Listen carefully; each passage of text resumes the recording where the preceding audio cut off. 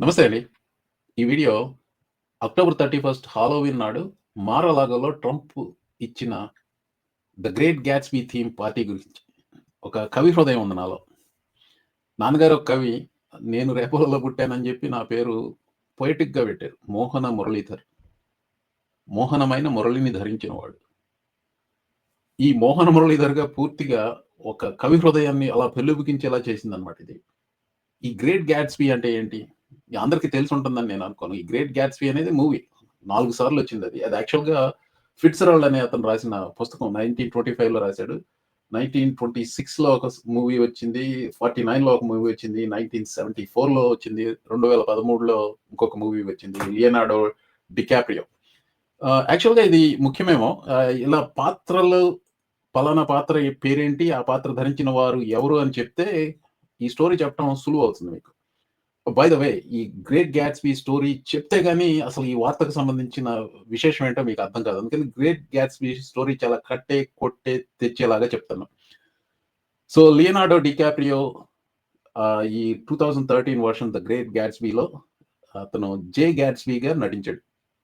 Toby మెగ్వైర్, Nick క్యారవేగా నటించాడు. Nick క్యారవే ఏంటంటే ఇప్పుడు ఈ స్టోరీ అంతా ఫిట్జ్‌జెరాల్డ్ ఎలా చెప్పాడు? నిక్ క్యారవే అనేవాడు తను నారేట్ చేస్తూ చెప్పిన స్టోరీ లాగా, తను వర్ణించే స్టోరీ లాగా చెప్పాడు.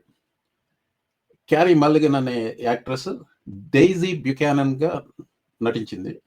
ఈ Leonardo DiCaprio character which is J Gatsby is in love with his cousin Daisy Buchanan.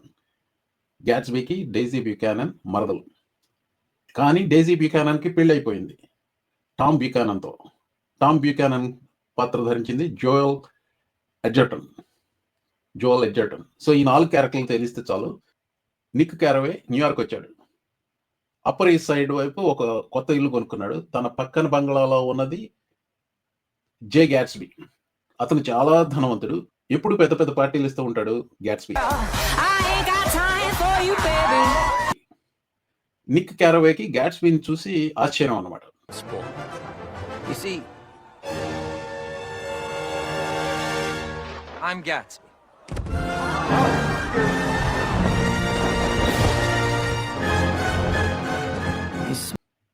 గ్యాట్స్‌బీకి ఒకటే కోరిక. అదేంటి? తన ప్రేయసి డెయిజీ బ్యూకానన్‌ని కలవాలి. ఆవిడని మళ్ళీ తనే పెళ్లి చేసుకోవాలి. అప్పటికి పెళ్లైనప్పటికి. డెయిజీ బ్యూకానన్‌కి ఎవరితో పెళ్లయింది? టామ్ బ్యూకానన్‌తో పెళ్లయింది. Tom Buchanan also very rich. ఈ ఇద్దరు రిచ్‌నెస్‌లో తేడా ఎలా ఉందంటే గ్యాట్స్‌బీ కొన్ని అడ్డదొరల్లో సంపాదించాడు. ఇటీవలనే సంపాదించాడు. అంటే నడమంత్రపు సిరి గ్యాట్స్‌బీది. అలాగే టామ్ బ్యూకానన్‌దేమో తల్లిదండ్రుల ద్వారా వచ్చిన ఆస్తి. ఇది 2 రకాల ధనవంతులది. ఇప్పుడు గ్యాట్స్‌బీ కొన్న ఇల్లు పాండ్‌కి అవతల పక్క డెయిజీ బ్యూకానన్ ఇల్లు ఉంది. తనని ఆకర్షించడం కోసం ఇక్కడ ఈ తన భవంతిలో ఎప్పుడు పార్టీలు ఇస్తున్నాడు గ్యాట్స్‌బీ. ఆ సంపదంతా ఆవిడ కోసమే సంపాదించాడు. ఎలాగైనా ఆవిడని తన దాన్ని చేసుకోవాలి అనుకున్నాడు. ప్రతిరోజు చాలా లావిష్ పార్టీలు ఇచ్చేవాడు. ఒకే ఒక ఉద్దేశంతో తన మరదల్ని ఆకర్షించడం కోసం.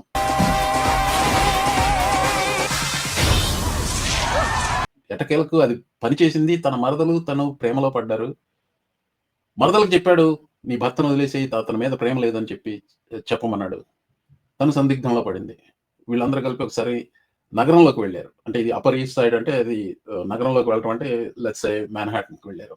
అక్కడికి వెళ్ళినప్పుడు టామ్ బ్యూకానన్, డెయిజీ భర్త, గ్యాట్స్‌బీ సంపద అంతా అక్రమంగా సంపాదించాడు అని చెప్పి నిరూపించగలిగాడు.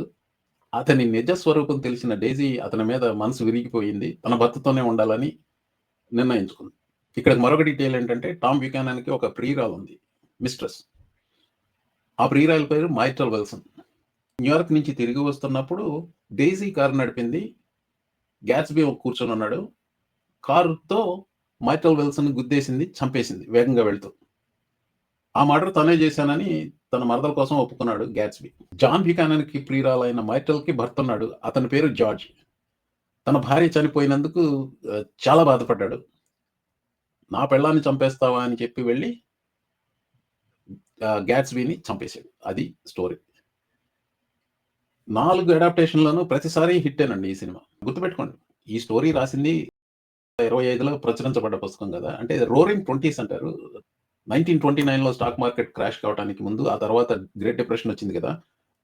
20స్‌లో ఇలా ధనవంతులు విచ్చలవిడిగా ధనం ఖర్చు పెడుతూ ఇలా అబ్‌సీన్‌గా ప్రవర్తించడాన్ని చాలా కామన్‌గా ఉంది. దాన్నే రోరింగ్ 20s అని అందుకే అంటారు. So this has become a symbol of obsessiveness, excessiveness, greediness and irresponsible behaviour. That is what the great Gatsby symbolises. By the way ఇలా ధనవంతుల విన్యాసాలని చిత్రీకరిస్తూనే ఆ సినిమాలోనూ, ఆ పుస్తకంలోనూ అప్పటి పేద ప్రజల బ్రతుకులు ఎలా ఉన్నాయో కూడా వర్ణించారు, చూపించారు. So that is the contrast. ఆ కాంట్రాస్ట్ చూపించగలిగారు. సరే ఇప్పుడు అదే థీమ్‌తో, గ్రేట్ గ్యాట్స్‌బీ థీమ్‌తో మారలాగాలో డొనాల్డ్ ట్రంప్ పార్టీ ఇచ్చాడు. అక్టోబర్ 31వ తారీఖున. నవంబర్ 1వ తారీఖున ఏమవుతుంది? 41 మిలియన్ల ప్రజలు, అమెరికాలో ప్రజలు ఫుడ్ స్టాంప్స్ కోల్పోబోతున్నారు. That is the irony. నాకు ఈ కథకి, వాస్తవానికి ఆ పోయెటిక్ కనెక్షన్ కలపాలన్న ఉద్దేశంతోనే ఆ స్టోరీ అంత విడమర్చి చెప్పాను. ఇప్పుడు ట్రంప్ పార్టీ గురించి మాట్లాడదాం. Over the weekend, President Trump grew criticism after throwing a Great Gatsby-themed Halloween party at Mar-a-Lago, some calling it tone-deaf, with 42 million Americans now going without food assistance. A White House spokesperson dismissed the critics, arguing, quote, "These Democrats are full of it." October 31వ తారీఖు రాత్రి ఈ great గ్యాట్స్బీ థీమ్‌తో party మారలాగా జరిగితే November 1వ తారీఖున snap benefits ఆగిపోయి 41 million Americans అంటే 4,10,00,000 మంది అమెరికన్స్ అర్ధాకలితో ఉండబోతున్నారు. అది ఇక్కడ కాంట్రాస్ట్ అన్నమాట. ఒక ధనిక వర్గానికి, పేద వర్గానికి మధ్య ఘర్షణ కాదు, కాంట్రాస్ట్. తెలుపు నలుపు తేడా. ఇది ఈ స్నాప్ బెనిఫిట్స్ ఎందుకు ఆగిపోతున్నాయి? గవర్నమెంట్ షట్ డౌన్ మూలంగా. దీన్ని ఏమంటారు? టోన్ డెఫ్ అనకుండా. టోన్ డెఫ్ అంటే పక్కన ఎవరో చచ్చిపోయి ఏడుస్తుంటే ఇక్కడ పగలబడి నవ్వటం లాంటిది. అది టోన్ డెఫ్. 4 కోట్ల మంది తిండి లేక మలమలాలు మాడిపోతూ ఉంటే ఇక్కడ ధనిక వర్గాలతో విచ్చలవిడి పార్టీలు. మళ్ళీ ఆ పార్టీకి ఒక స్లోగన్ కూడా పెట్టుకున్నారు. అది గ్యాట్స్బీలో ఉండే స్లోగన్ అది. A little party never killed nobody. ఈ పార్టీ ఫ్రైడే ఈవినింగ్ జరిగింది. అదే సాయంత్రం ఒబామా ఒక స్పీచ్ ఇచ్చాడు వర్జీనియాలో. ఆ స్పీచ్‌లో ఈ రకమైన భేషజాలని తీవ్రంగా విమర్శించాడు. Meanwhile, the government is shut down, and the Republicans who currently are in charge of Congress, they're not even pretending to solve the problem. They have not even been showing up to work. Not in session. Where are you? What are you doing? And as for the president, he has been focused on critical issues like paving over the Rose Garden so folks don't get mud on their shoes. And gold plating the Oval Office and building a $300 million ballroom. So Virginia, here's the good news. If you can't visit a doctor, don't worry. He will save you a dance.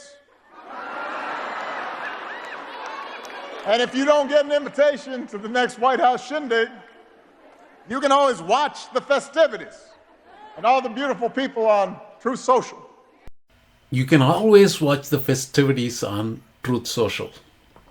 Perfect. అంటే Obama విమర్శ వచ్చి ఇది ఈ బాల్రూమ్‌లో ఇలాంటి పనులు చేస్తాడు అన్నాడు. అంటే దాన్ని వెంటనే ప్రూవ్ చేసుకున్నాడు. ఆ రోజు అక్కడ మారలాగాలో ఇలాంటి పార్టీ పెడతాం. కానీ ఆఖరి నిమిషంలో ఏమైందంటే ఒక ఫెడరల్ జడ్జి ఆర్డర్ వేశాడు. ప్రజలకు తిండి పెట్టాల్సిందే అన్న ఆర్డర్. చూడండి, వినడానికి గ్రోస్‌గా అనిపిస్తుంది. ఫెడరల్ జడ్జ్ ప్రజలకు స్నాప్ బెనిఫిట్స్ ఇవ్వాల్సిందే అని చెప్పి ప్రభుత్వానికి ఆదేశం ఇచ్చాడు. This morning, the White House faces a deadline to pay out SNAP benefits despite the government shutdown.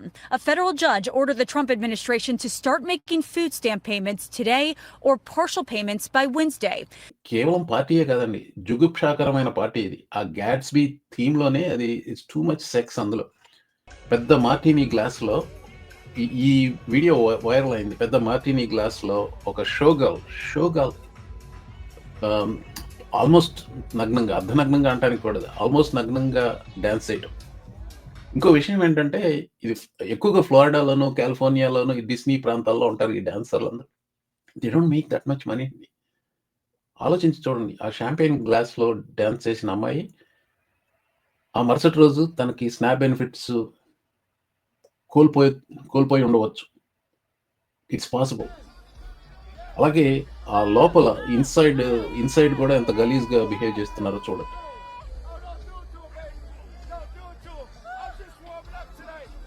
వీళ్ళు ఫ్లాపర్ డాన్సర్లు అంటారట వీళ్ళు.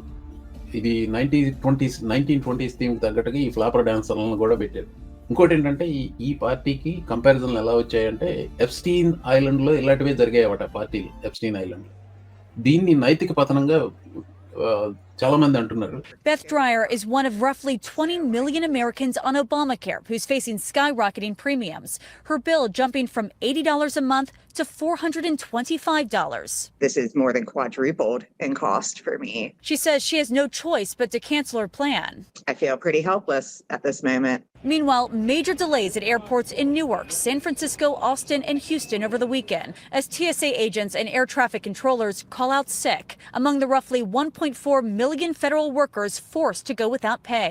Transportation Secretary Sean Duffy warns the delays will only get worse. There is a level of risk that gets injected into the system when we have a controller that's doing two jobs instead of one.